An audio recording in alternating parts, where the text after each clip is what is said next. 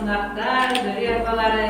Biz bugün Maturduk Dünyanı Qutqarır degan 2023 yılғы Maturduk konkursun başlaydı. Bugün bizim matur, saf, siber kızlarımız üzerine ustalıkların, ziraatliklerin, pratiksekler. Hem bunların o ustalıkların bağlılıksız döri apalarından da çalışıp gidelim. Bunlardan yakasamalar hem Ziraat Mustafa.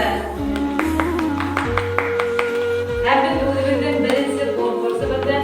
Madeniyet bakanı kızlar üzerinin eserleri bilen dikkat müzekleri, videoüstleri, pratiksekler.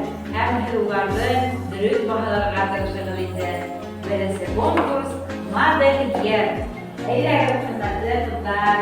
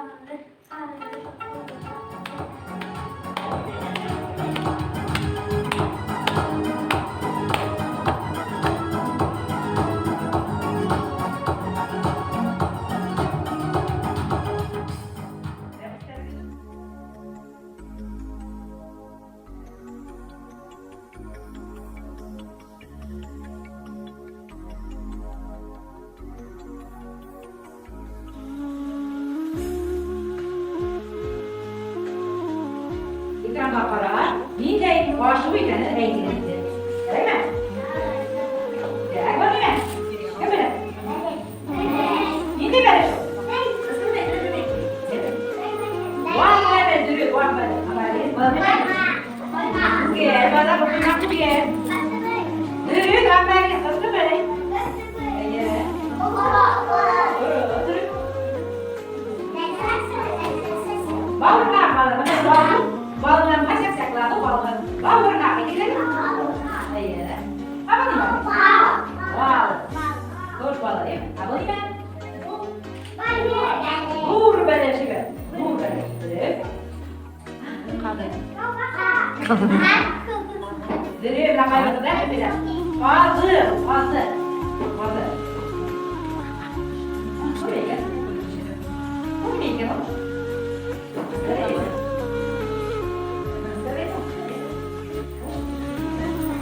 Balık doğalar kuşturuyor ki ayılarına. Lakin balık kuramaya gidecek kadar. Bu da kuramaya gidecek.